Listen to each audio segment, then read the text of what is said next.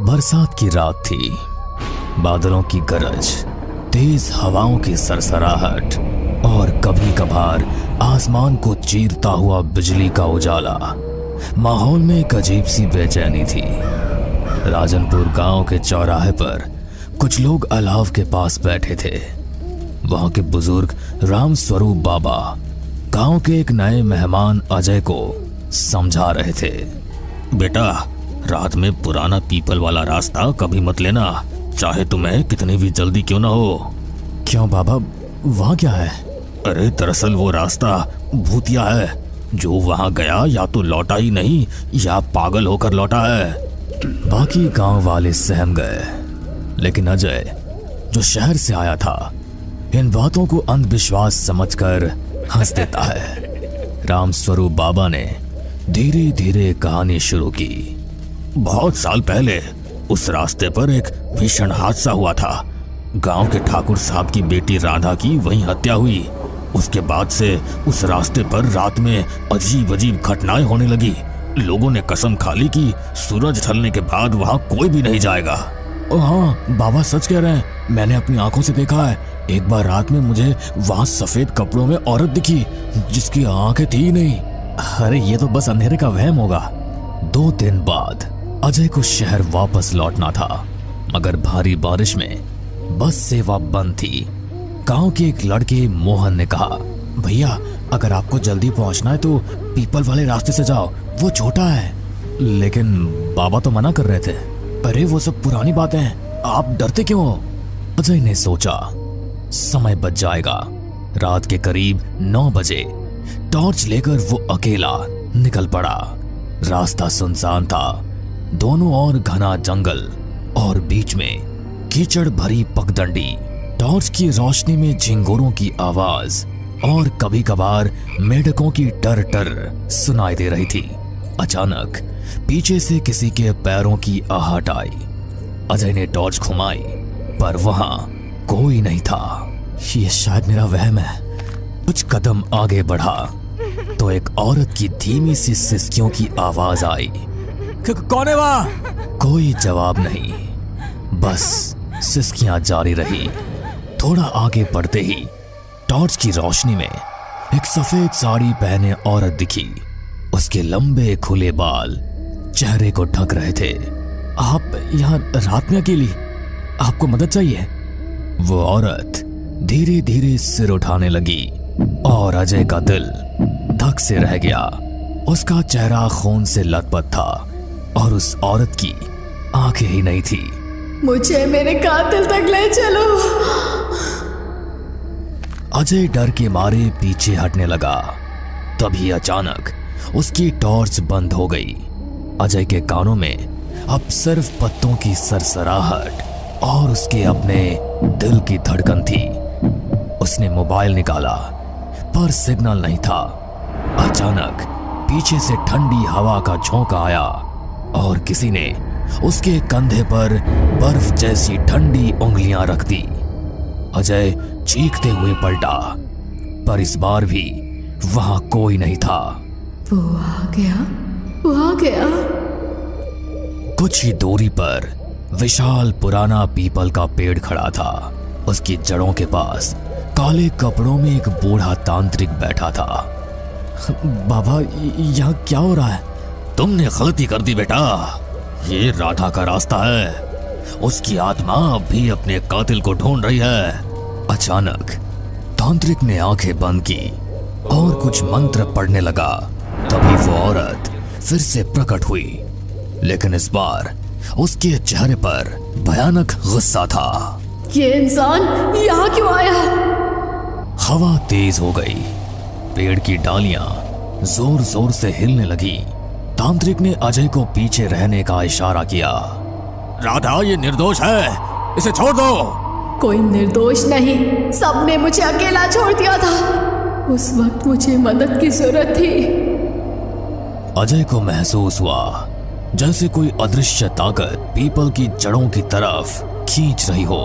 उसने पूरी ताकत लगाकर खुद को छुड़ाया, लेकिन उसकी टांगें कीचड़ में धंस गई। तांत्रिक ने मंत्र पढ़ते हुए अजय के कान में कहा, राधा के कातिल का नाम मोहन था, वही लड़का जिसने तुम्हें इस रास्ते पर भेजा। अजय दंग रह गया। मोहन?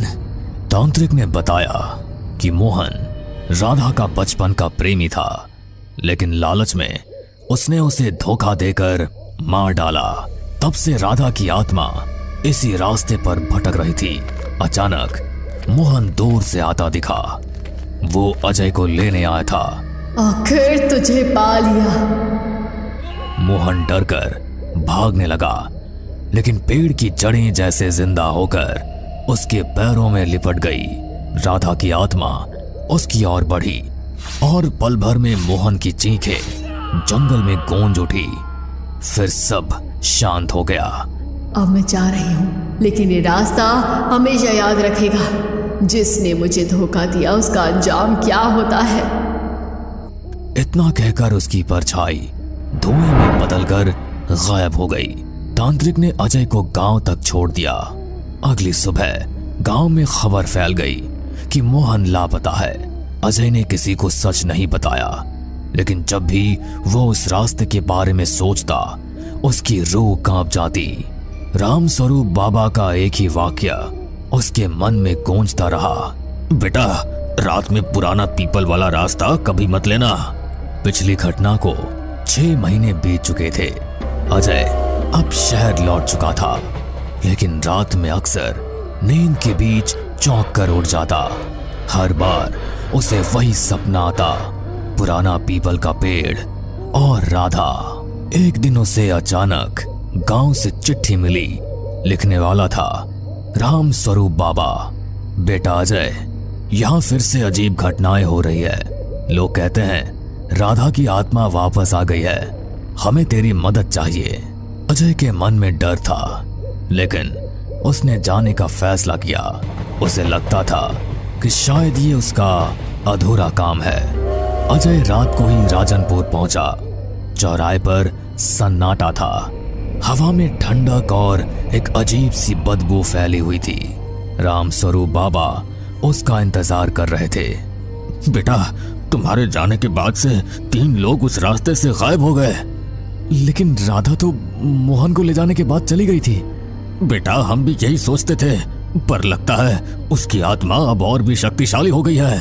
तभी एक और आदमी, कमलेश, जल्दी जल्दी आया। बाबा, कालू चरवाहा आज शाम उसी रास्ते पर गया था और अब तक लौटा नहीं। अजय ने गहरी सांस ली।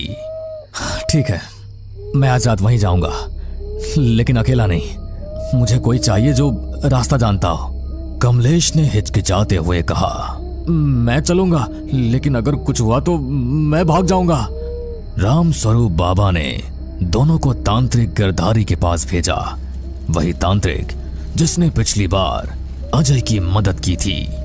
इस बार राधा अकेली नहीं है, उसके साथ और भी आत्माएं हैं। ये लो, ये लाल धागा पहन लो। रात के 10 बजे अजय और कमलेश टॉर्च और लाल धागा लेकर पुराने पीपल वाले रास्ते पर निकले। बारिश रुक चुकी थी, लेकिन कीचड़ अभी भी था। पेड़ों की डालियों से टपकते पानी की आवाज डर को और बढ़ा रही थी। भैया, हमें जल्दी करना चाहिए। हाँ, लेकिन सावधान रहना।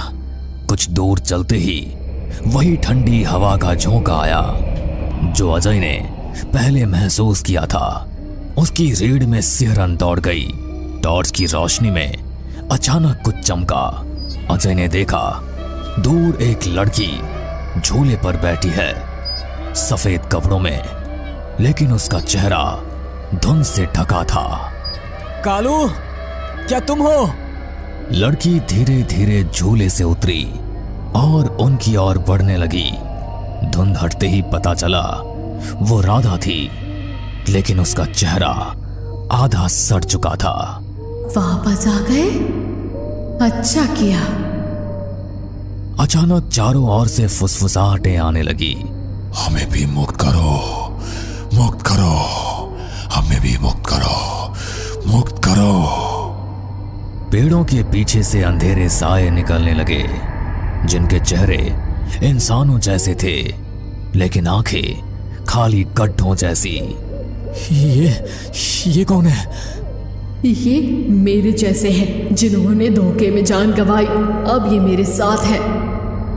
एक साया अजय की ओर झपटा, लेकिन लाल धागा के पास आते ही चीख मारकर पीछे हट गया। राधा, कालू कहाँ है? राधा हंसने लगी। उसकी हंसी पेड़ों के बीच गूंज रही थी। वो यही है मेरे साथ। अगले ही पल एक साया सामने आया, जिसकी गर्दन टूटी हुई और सर टेढ़ा था। अजय समझ गया ये कालू की आत्मा थी।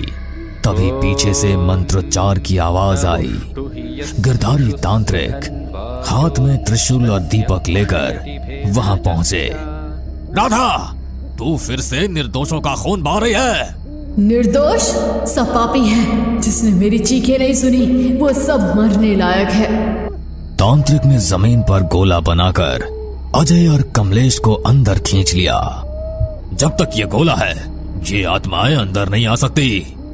राधा और बाकी आत्माएं गोले के चारों ओर घूमने लगी। उनकी आवाजें कान फाड़ देने वाली थी। गिरधारी ने त्रिशूल उठाकर जोर से मंत्र पढ़ा। तभी बिजली चमकी और पीपल का पेड़ जोर से हिलने लगा। अगर मैं नहीं तो कोई नहीं बचेगा। वो हवा में उड़कर सीधा गिरधारी पर झपटी। लाल धागा अचानक जलने लगा और एक तेज प्रकाश फैला। बाकी आत्माएं चीखते हुए पीछे हट गई। जब प्रकाश खत्म हुआ, राधा और बाकी आत्माएं गायब थी, लेकिन पीपल के पेड़ के तने पर एक गहरा काला निशान बन चुका था, जो धुएं की तरह हिल रहा था, जैसे अंदर कुछ अब भी जीवित हो। दिसंबर की हाट कपाती ठंड थी। अपने गांव जाने के लिए आरुष बस में बैठ चुका था। शायद मौसम का ही असर था कि ड्राइवर कंडक्टर के अलावा बस के अंदर सिर्फ 4 लोग ही यात्रा कर रहे थे। बाहर हर तरफ कोहरा ही कोहरा दिखाई पड़ रहा था। यहाँ पर बस 15 मिनट रुकेगी। जिसको फ्रेश होना है हो लो, फिर अगला स्टॉप मऊ होगा। ड्राइवर की बात सुनकर बस में बैठी बाकी सवारियों के साथ आरुष भी उस छोटे से ढाबे पर नीचे उतर गया। यह एक छोटा सा सुनसान ढाबा था, जिसके दोनों तरफ सिर्फ जंगल ही जंगल दिखाई दे रहा था। आरुष एक कप चाय पीने की इच्छा से ढाबे के अंदर पहुंच गया था। बस में बैठी बाकी की 3 सवारियां भी वॉशरूम की तरफ बढ़ गई थी। भाई, एक कप मसाला चाय देना। चाय तो है, लेकिन मसाला चाय अभी नहीं है। तो इसमें क्या दिक्कत है? फटाफट बना दो। अरे बाबूजी, आप रेस्टोरेंट में नहीं खड़े हैं। ये जंगल वाला ढाबा है और आप जिस बस में आए हैं वो पूरे 7 मिनट में यहाँ से निकलने वाली है। अरे यार, तुम तो नाराज होने लग गए। अच्छा ठीक है, तुम चाय तो दो। बस में कुल 4 सवारी है, उन्हें भी छोड़ जाएंगे क्या? दुकानदार से चाय का कूलर लेकर वह एक टेबल पर बैठकर चाय पीने लगा। कुछ मिनटों में उसने अपनी चाय खत्म की और ढाबे के बाहर आया तो देखा बस निकल गई है। धूल उड़ाती बस को जाते देख आरुष भी उसके पीछे दौड़ लगा देता है, लेकिन ड्राइवर बस नहीं रोकता। कुछ देर तक बस के पीछे दौड़ने के बाद आरुष वापस ढाबे की ओर मुड़ जाता है। ढाबे के पास आकर वह देखता है कि ढाबे का मालिक ताला लगाकर जा रहा है। अरे भाई, अभी तो बस 5 बजे हैं। अभी से ढाबे में ताला लगाकर कहाँ जा रहे हो? अरे तुम अभी तक यही हो? लगता है तुम्हारी बस छूट गई। अब तो तुम्हारा भगवान ही भला करे। कैसी अजीब सी बात कर रहे हो? आखिर मतलब क्या है तुम्हारा? अरे सर, मैंने आपको बताया ना, ये ढाबा जंगल के बीचों बीच बना हुआ है। अब सुबह होने तक यहाँ से कोई बस नहीं गुजरने वाली है। ये जगह जैसी दिखती है वैसी है नहीं। आप बस इतना समझ लो, दिन ढलने के बाद यहाँ कोई नहीं ठहरता, इसीलिए आपका ड्राइवर भी यहाँ से बस भगा ले गया। अरे भाई, ऐसा क्या है यहाँ जो दिन ढलने के बाद यहाँ से कोई नहीं गुजरता? और उसकी बात का जवाब दिए बगैर ढाबे वाला अपने ढाबे में ताला लगाकर घड़ी की ओर देखते हुए तेजी से वहां से निकल जाता है। बड़ा ही अजीब आदमी था। शाम के 5 बजे ही ढाबा बंद करके भाग गया। ऊपर से पता नहीं बिन सर पैर की बातें कर रहा था। गांव के लोग अफवाह फैलाने में 1 नंबर होते हैं, ये तो मानना पड़ेगा। आरुष अपना मोबाइल निकालकर अपनी लोकेशन को चेक करता है तो उसे पता चलता है कि हाईवे से लगते हुए आगे ही एक छोटा सा गांव है। यहाँ तो दोनों तरफ जंगल ही जंगल दिखाई दे रहा है। अगर ढाबे वाले की बात सच थी तो इसका मतलब है अब रात में इस रूट से कोई भी बस नहीं गुजरने वाली है।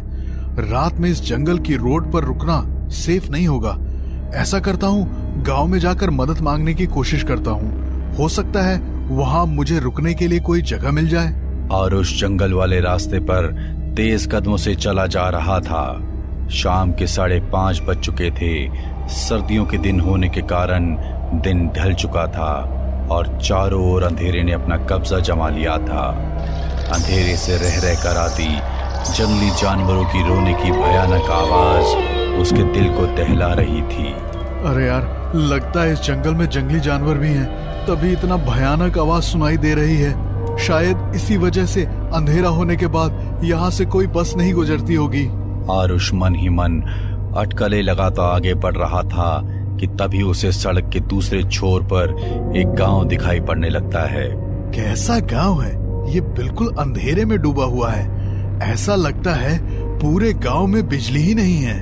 गांव की सीमा से लगभग 150 मीटर पहले पीपल के पेड़ों का झुंड दिखाई दे रहा था। जैसे ही आरुष उस झुंड के पास पहुंचा, उसे कुछ अजीबोगरीब आवाजें सुनाई देने लगी। ऐसा लग रहा था जैसे कोई रो रहा हो। अपना वहम दूर करने के लिए जैसे ही वह पीछे मुड़कर देखता है तो उसे आसपास कुछ भी नजर नहीं आता था। लेकिन जैसे ही वह आगे बढ़ने को होता है, उसे फिर से एक आहट और चीखों की आवाज सुनाई पड़ने लगती है। ये क्या हो रहा है मेरे साथ? बार बार ऐसा लग रहा है जैसे कोई शक्ति है जो मुझे इस गांव में घुसने नहीं देना चाहती। हाईवे पे घूमते छलावों की कहानी तो मैंने भी सुन रखी है। कहीं इस पेड़ पर कोई छलावा तो नहीं है? आसपास का सन्नाटा और अंधेरा देखकर अब आरुष को भी डर लगने लगा था। उसने कुछ ही कदम बढ़ाए थे कि तभी उसे पेड़ों के पीछे से झांकते किसी शख्स का आधा शरीर दिखाई दे जाता है। कौन हो तुम? कौन हो तुम? ही इतनी देर से आवाजें निकालकर मुझे डरा रहे हो ना? आरुष की बात सुनकर वह आदमी पेड़ के पीछे से बाहर आ जाता है। वह कोई तकरीबन 20-25 बरस का आदमी था, जिसके लंबे लंबे घुंघराले बाल थे, जिससे उसका आधा चेहरा ढका हुआ दिखाई दे रहा था। क्या तुम्हें कोई आवाज सुनाई दी? ज्यादा बनो मत, मेरे नजदीक मत आना। देखो, मैं अभी पुलिस का नंबर मिला दूंगा, दूर हटो। अरे मैं कोई चोर हूँ क्या जो तुम पुलिस को नंबर मिलाओगे? डरो मत, मैं भी डर के कारण ही यहाँ छुपा हुआ था। डर? आखिर किसका डर? देखो, मैं पास के गांव में रहता हूँ। आज मेरी भैंस चरते चरते न जाने कहाँ निकल गई। उसे खोजते खोजते दिन ढल गया और मैं इस मनहूस गांव के पास आकर अटक गया। अरे अटक गया से क्या मतलब है? जंगल में ऐसे पेड़ के पीछे छुपने से कुछ नहीं होगा। या तो सुबह तक तुम ठंड से अकड़ जाओगे या कोई लुटेरा तुम्हें मार कर फेंक जाएगा। चलो अंदर गांव में चलकर मदद मांगते हैं। अरे तुम्हारा दिमाग खराब है क्या? मैं इस गांव के आसपास भी नहीं जाने वाला और तुम्हें भी यही कहूंगा कि चले जाओ यहाँ से। ये आदमी क्यों नहीं चाहता है कि मैं गांव में जाकर मदद मांगूं? मुझे तो ये आदमी कुछ ठीक नहीं लग रहा। कहीं ये सच में कोई लुटेरा हुआ तो? ये भी हो सकता है कि ये कोई भूत प्रेत हो। ऐसे अचानक से पेड़ के पीछे प्रकट हो गया, मुझे इससे दूर ही रहना चाहिए। देखो भाई, तुम्हें अपनी भैंस बकरी जहाँ ढूंढनी है ढूंढो, मेरा रास्ता छोड़ो। मैं जाकर गांव में अपनी रात बिताने का इंतजाम कर लेता हूँ। तुम्हें सचेत करना मेरा काम था, बाकी जैसी तुम्हारी मर्जी। आरुष गहरे अंधेरे को देखते हुए तेज कदमों से गांव की सीमा में घुस गया था। सामने लगभग 200 मीटर की दूरी पर 2-3 कच्चे पक्के से घर दिखाई दे रहे थे। आरुष अपने मोबाइल की रोशनी में आगे बढ़ रहा था कि तभी उसे सामने के घर के बाहर लगे पेड़ के नीचे कोई महिला दिखाई दी। इससे पहले कि वो कुछ समझ पाता, अगले ही पल वह औरत जोर जोर से हंसते हुए पेड़ पर उल्टी लटकी हुई दिखाई देने लगती है। अब तो आरुष के पैरों के नीचे से जमीन सरक गई थी। वह उल्टे पांव वहां से भागते हुए फिर से उसी पीपल के पास पहुंचा तो वह आदमी उसे कुछ दूरी पर पैदल जाता हुआ दिखाई पड़ा। लगता है मुझसे गलती हो गई। वो आदमी ठीक कह रहा था, कुछ तो गड़बड़ जरूर है इस गांव में। आरुष दौड़ते हुए उस आदमी के पास पहुंचता है। आप ठीक कह रहे थे, वो गांव, वहाँ कुछ तो है। मैंने अपनी आंखों से एक औरत को पेड़ पर लटकते हुए देखा। मैं जो बताऊंगा उस पर यकीन कर पाओगे? क्यों नहीं, मुझे आप पूरी बात बताइए। आखिर इस गांव का क्या रहस्य है? जिसको तुमने अभी अभी पेड़ पर लटकते हुए देखा वो कोई औरत नहीं बल्कि प्रेत था। ये गांव पिछले 75 सालों से ऐसे ही खाली पड़ा हुआ था। यहाँ पर कोई नहीं रहता है। तो इस गांव में रहने वाले लोग आखिर कहाँ चले गए? आजादी से पहले की बात है। देश पर अंग्रेजी हुकूमत थी। उस अंग्रेजी हुकूमत में जो हिंदुस्तानी अंग्रेजों के तलवे चाटते थे वो ऐसे छोटे छोटे गांव पर राज किया करते थे। इस गांव में रहने वाली एक लड़की पर एक रोज अंग्रेज वायसराय की नजर पड़ गई। जब गांव के मुखिया को पता चला कि अंग्रेज अफसर गांव की लड़की को पसंद करता है तो उसने उस लड़की के बाप को खूब डराया धमकाया और उसकी बेटी को अफसर के साथ भेजने के लिए कहने लगा। भाइयों, आज मेरी बेटी पर उस अंग्रेज ने बुरी नजर डाली है। कल को ये किसी भी बहन बेटी के साथ हो सकता है। इसलिए हमें इस अंग्रेज से डरे बिना उसका सामना करना होगा। हमारी बहन बेटियों की इज्जत पर बात आए तो हम चुप नहीं बैठेंगे। हाँ, तुम बिल्कुल ठीक कह रहे हो। हम सब तुम्हारे साथ हैं। हम चुप नहीं बैठेंगे चुप। अगले ही दिन लड़की का पिता पास के गांव में जाकर अपनी बेटी का रिश्ता पक्का कर देता है और दूल्हा बारात लेकर गांव में पहुंच जाता है। हर तरफ खुशी का माहौल था। गांव के सारे लोग शादी में शरीक होने के लिए मंडप में जमा थे। दूल्हा घोड़ी पर बैठा हुआ था कि उसी क्षण मुखिया को यह खबर लग गई कि रूपा की शादी हो रही है। इन लोगों को इतनी हिम्मत हो गई है, मेरे समझाने पर भी ये रूपा की शादी करवा रहे हैं। इससे पहले कि वो गोरा मेरी खाल खींचे, मुझे इन्हें सबक सिखाना होगा। मुखिया अंग्रेज सैनिकों के साथ आधी रात को गांव में घुसा और रूपा के घर पर पेट्रोल को छिड़ककर चारों ओर से आग लगा दी। पूरा का पूरा गांव एक ही दिन में उस आग में खत्म हो गया। लेकिन मरने के बाद भी उन लोगों की आत्मा को शांति नहीं मिली और तब से लेकर आज तक वो लोग इस गांव में ही भटक रहे हैं। मुखिया और उसके सभी आदमियों को मारकर उन्होंने अपनी मौत का बदला तो ले लिया, लेकिन उस दिन के बाद ये गांव हमेशा के लिए शापित हो गया। इसलिए अंधेरा होने के बाद गांव की सीमा को पार करने का मतलब अपनी मौत को बुलाना। आज तक जो भी वहां गया कभी लौट कर नहीं आया। इस घटना के 70 साल बीतने के बाद भी उस गांव में जाने की कोई हिम्मत नहीं दिखाता। मेरी जान बचाने के लिए आपका बहुत धन्यवाद भाई। लेकिन अब हम रात कहाँ गुजारेंगे? आओ, मैं एक जगह बताता हूँ। वह आदमी आरुष को लेकर एक पुराने से घर में चला गया। ये जगह थोड़ी पुरानी है, लेकिन यहाँ कोई खतरा नहीं है। तुम सुबह तक यहाँ रुक सकते हो। गांव की खौफनाक कहानी सुनकर आरुष का रोया रोया डर से कांप रहा था, क्योंकि वो उस गांव की सीमा में पैर रखकर लौट आया था। अरे भाई, आपका नाम नहीं बताया आपने? किशन कुमार। आरुष को उस पुराने से मकान में छोड़कर किशन वहां से बाहर निकल गया। आरुष ने किसी तरह वो रात बिताई। सुबह बस के हॉर्न की आवाज से उसकी नींद खुल गई। लगता है सुबह हो गई। सुबह का उजाला उस टूटे फूटे पुराने कमरे को रोशन किए हुए था।